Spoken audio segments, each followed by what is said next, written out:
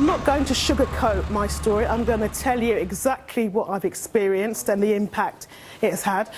I live in Southall, and back in 2017, I started to experience really bad odours from what was known as Southall Gasworks and then rebadged as Southall Waterside. And I spoke to my neighbour about it, and he said what we are inhaling could actually be carcinogenic because there was a very strong stench of tar and diesel mixed together, and it was just so evident around my home and also within my home. So this continued, and in 2018 we decided to start a campaign group because more and more residents were complaining about the noxious fumes and, more of concern, the actual symptoms they were experiencing. So those symptoms were headaches, nausea, vomiting, a worsening of asthma symptoms, really horrendous symptoms that were impacting on their lives, including myself. I used to find that I became very breathless, my asthma symptoms worsened, and the stench was something that more and more people were noticing.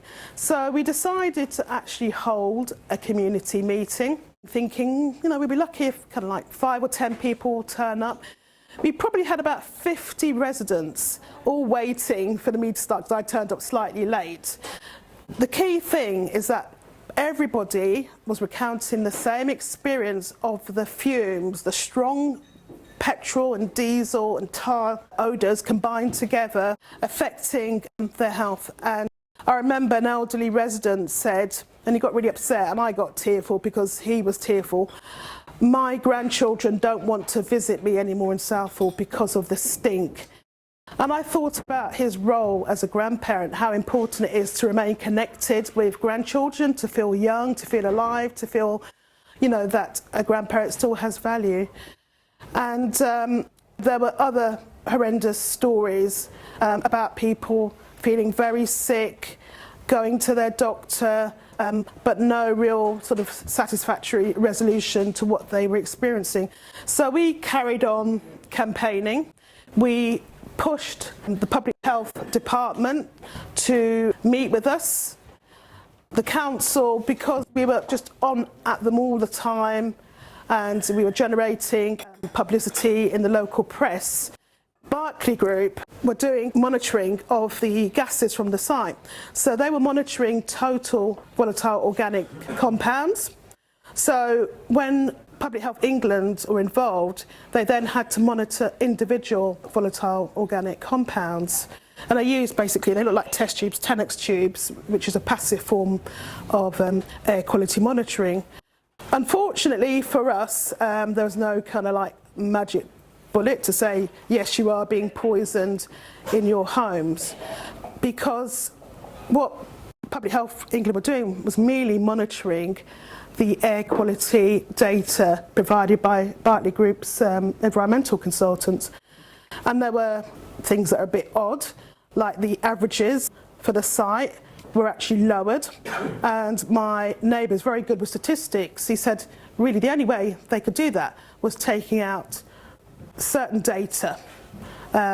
So really there was nothing that we could actually use, because the conclusion was that we were unlikely to suffer toxicological effects from the VOCs, despite the fact at times naphthalene, which is possibly carcinogenic, and benzene were very high.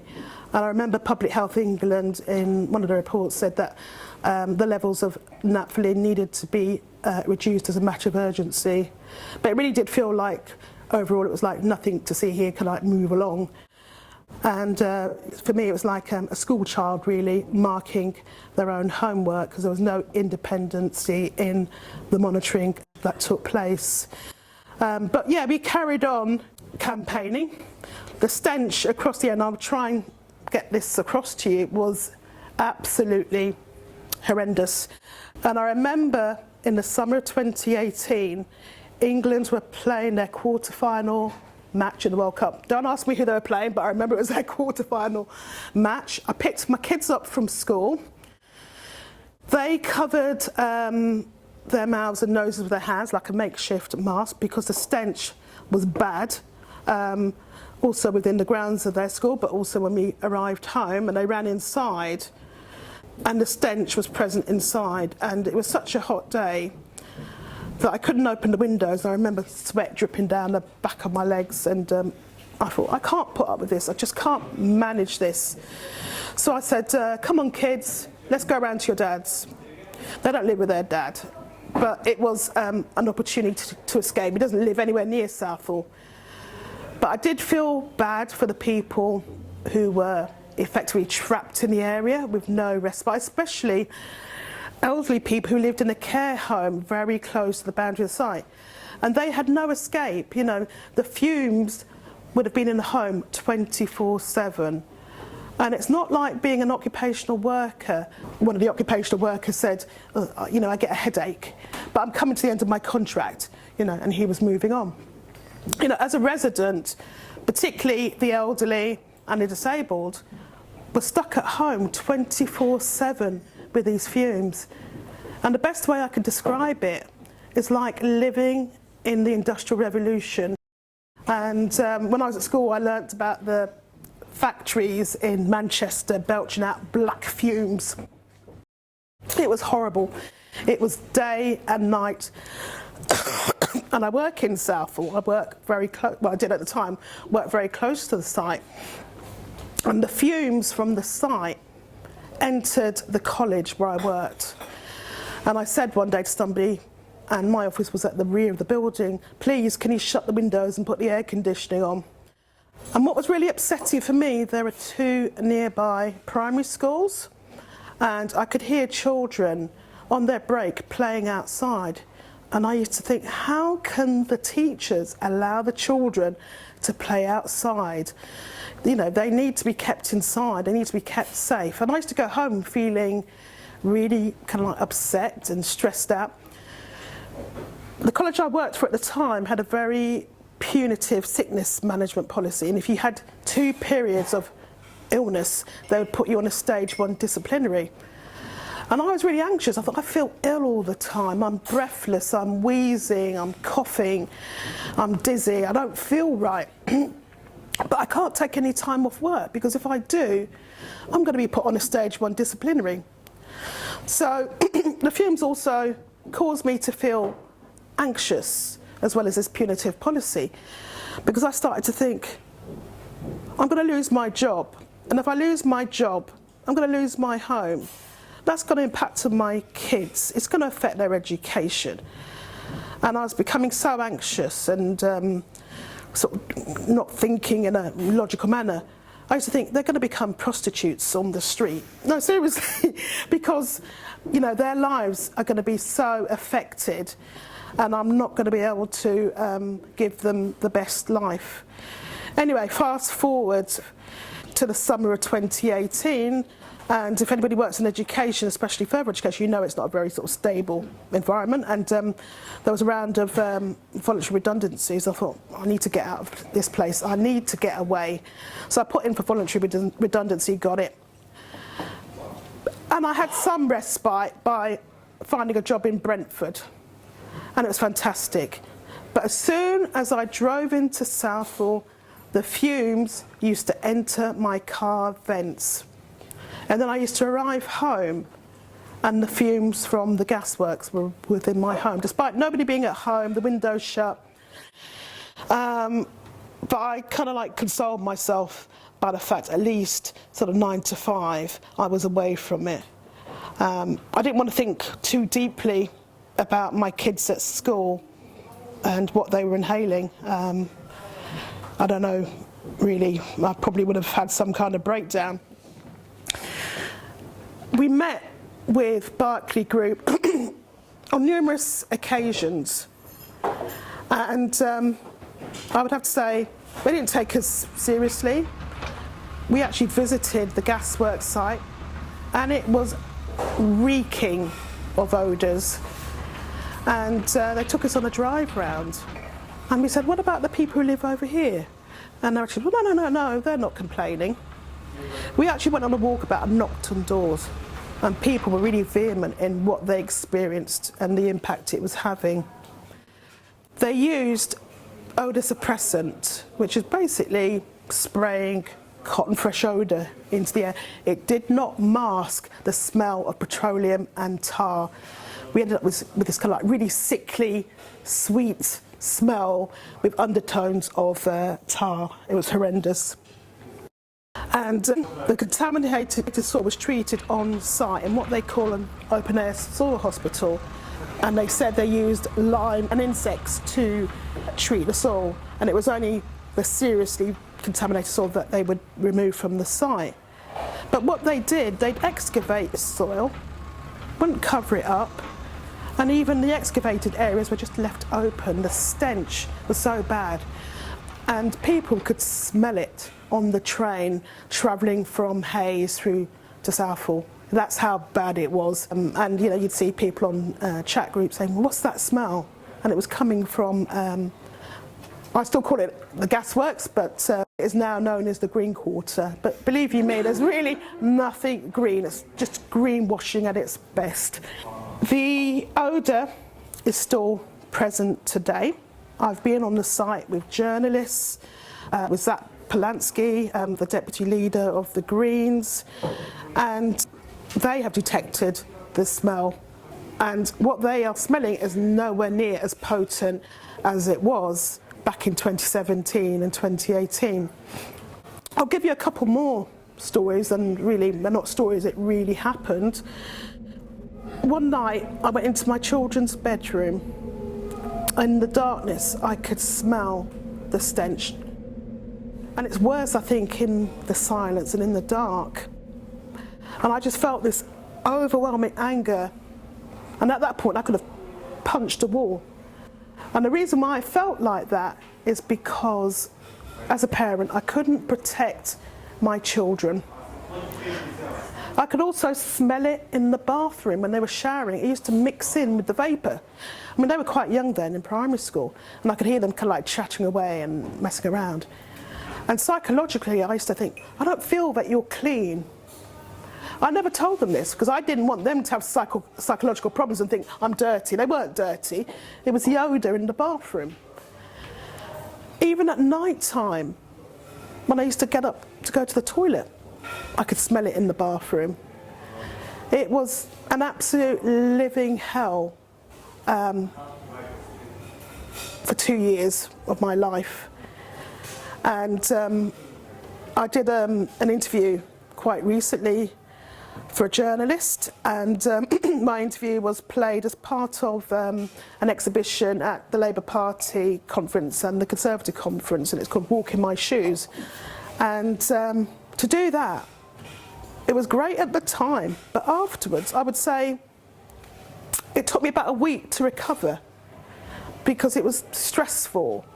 I felt kind of like powerless, being taken back to when it was at its very worst. But also feeling angry. I think it's fantastic you've got 2 councillors here tonight. Our councillors did not support us. Instead, they gaslit us because they received information from the council about benzene being in cleaning products and paints and washing up liquid and so on. But they created an image that we were polluting ourselves, we were poisoning ourselves in our own homes. And that was an absolute nonsense. Yeah. And I remember meeting the former leader of the council, who used to be the former MP's researcher, and we stood on Southall Green, and the fumes again were awful. And he just kind of like ignored what I was saying about my experiences. And I thought, it's all right for you. You are visiting temporarily, but I have to put up with this almost 24/7.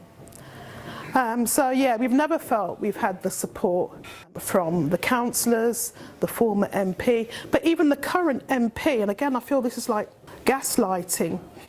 I arranged to meet her when she was holding a surgery, but she didn't say until the day before the surgery was being held on the site of the Green Quarter.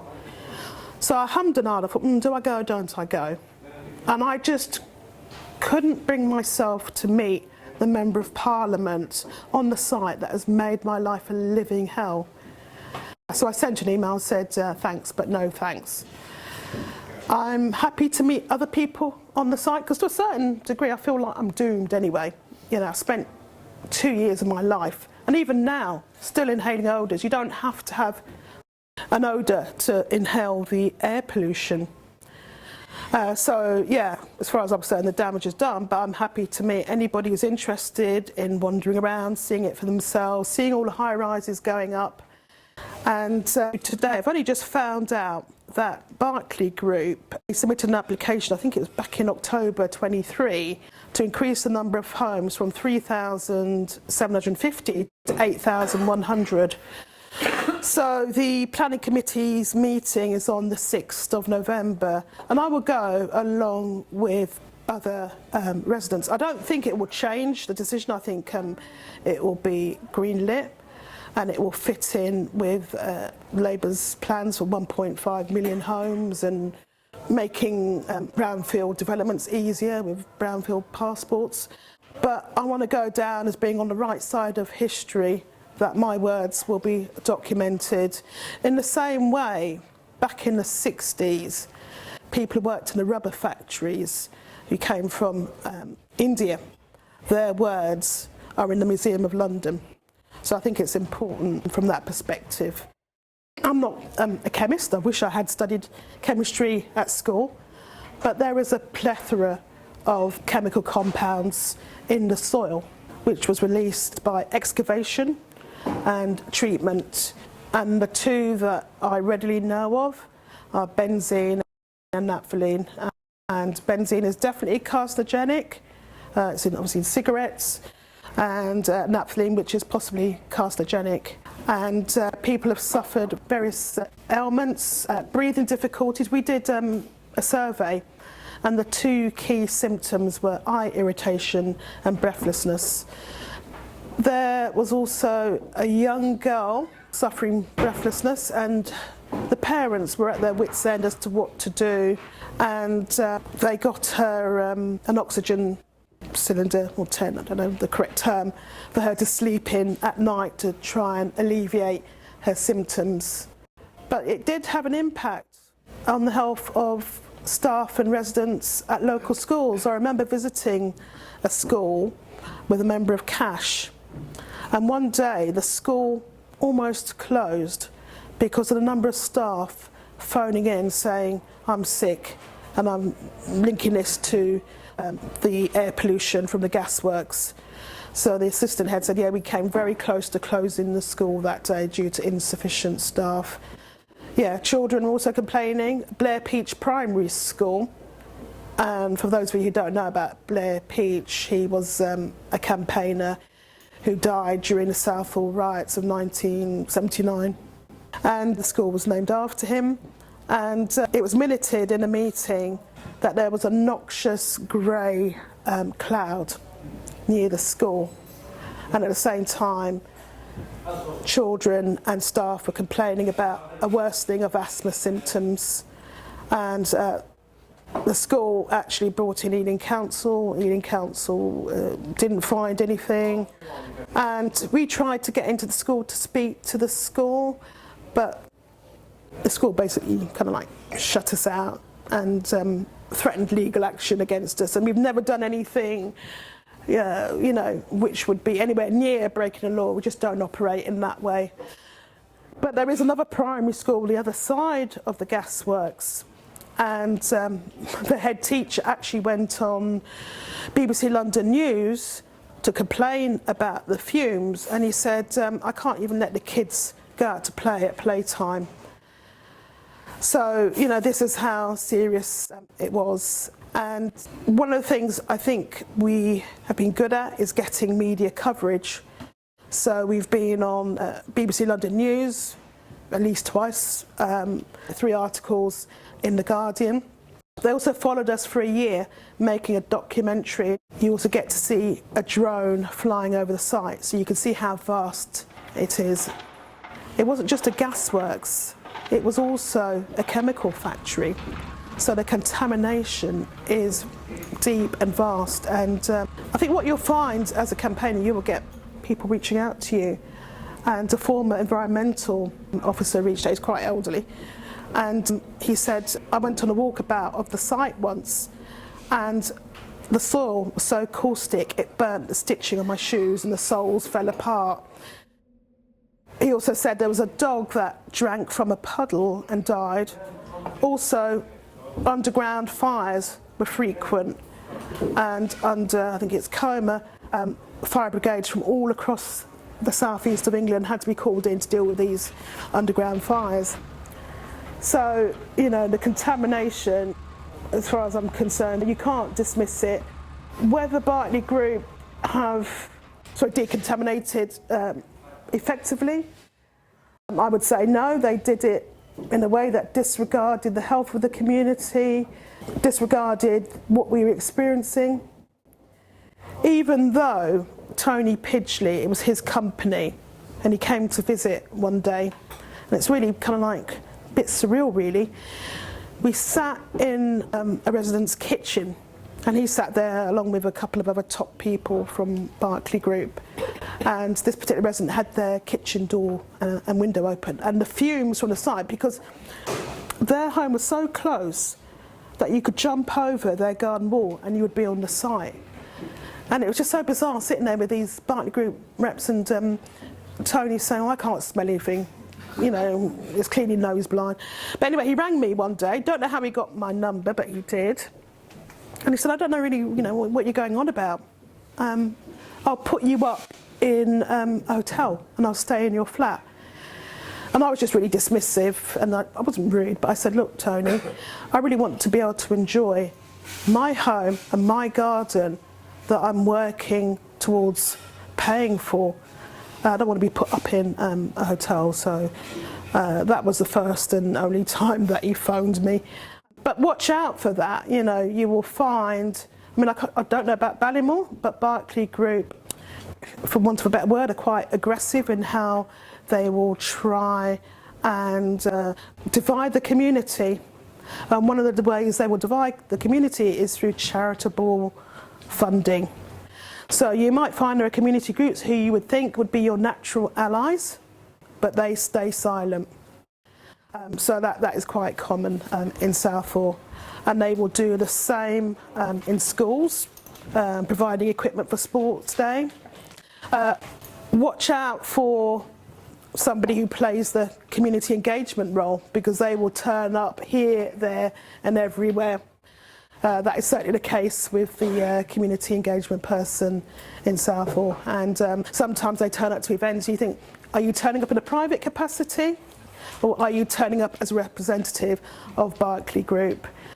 Really, the way that Berkeley Group operated, certainly when we had a conversation, Tony said to us, do you want a counsellor? I can get you a counsellor. You know, money has no moral conscience when it comes to building multiple high-rise homes, which by and large are marketed in East Asia. They are not for the local community unless you've got 400 grand spare, or you know, you're likely to get that as a mortgage. It is very much a segregated site. So there's a community venue that is for everybody, but you've also got a club called the Parkside Club, which has a viewing room, it has space for people to work on their laptops, they've got a concierge, and that is purely for the private owners, not even the shared owners. The site actually looks like it could be anywhere. It could be in Dulwich, it could be in Elephant Castle. There's nothing to really signify that it is in Southall. And Southall is an area that is predominantly South Asian, yeah? White people are in the minority, but you don't get a sense, you don't get a flavour of that on the site. We've got a big issue with flighted. I'm not going to digress too much, but I would hasten to add it's not an issue on the site because they've got plenty of CCTV and security guards. And I was having a meeting on the site with Zach and Dr. Mudway, who I'll talk about in a minute, and I could see the security guard up and down, looking at me, you know. So, you know, fantastic, but, you know, it's creating a reality that doesn't reflect the rest of Southall. It's all about marketing. So we managed to get the attention of Dr. Mudway, who was an air quality scientist at Imperial College, and he managed to secure funding for a bio-monitoring project. And this took place during the summer of 23. Disc-like sensors were located all around the site. Also, I think there were about 15 participants who wore the sensors for a month. And we also had sensors in our gardens. So the PhD student is actually doing the write-up at the moment, but it could take quite some time, maybe into years, before the PhD is published. But also off the back of that, I'm no academic, but Dr. Mudway said that papers need to be published as well. But we're used to waiting in Southall. We're not going anywhere. It's our home. And yeah, you will have kind of like lulls, you know, where it can be quite overwhelming as a campaigner, but you know, you pick yourself up and you carry on. And I think the key thing is as well to keep engaging with the politicians, even if, you know, they're not showing interest, keep them in the communication loop as to what you are doing. And that helps to keep the pressure on. And yeah, just going back to Dr. Mudway's research, I'm sure he won't mind me saying this, but Berkeley Group, in a way, are a little bit jittery because they've approached him through the guise of different consultants to find out, you know, what's happening and to get some sort of indemnity that their sales won't be affected by the research. Berkeley Group also have links with Imperial College. They have their tentacles everywhere. But, you know, I have no reason to doubt the integrity of Dr. Mudway and his PhD researcher. So, yeah, it is a long battle. We're not going away anywhere. But as a result of the Guardian documentary, Is My Neighbourhood Poisoning Me? People got in contact on our Facebook page and they were saying we're experiencing nausea, coughing. It's the same as what, you know, we experience. Berkeley Group have about 30-odd gasworks sites in London, and that led to me thinking, strength in numbers. GCU, I think, has a lot of potential, hopefully to re-establish through an MP in Brighton, the all-party parliamentary group on gasworks. You're doing sterling campaigning work, and I've talked to Zach about that, and there was definitely an interest to know about other gasworks, and his research is on it, you know. If we can bring people together as an alliance, then hopefully that's going to have more influence, and I think it is.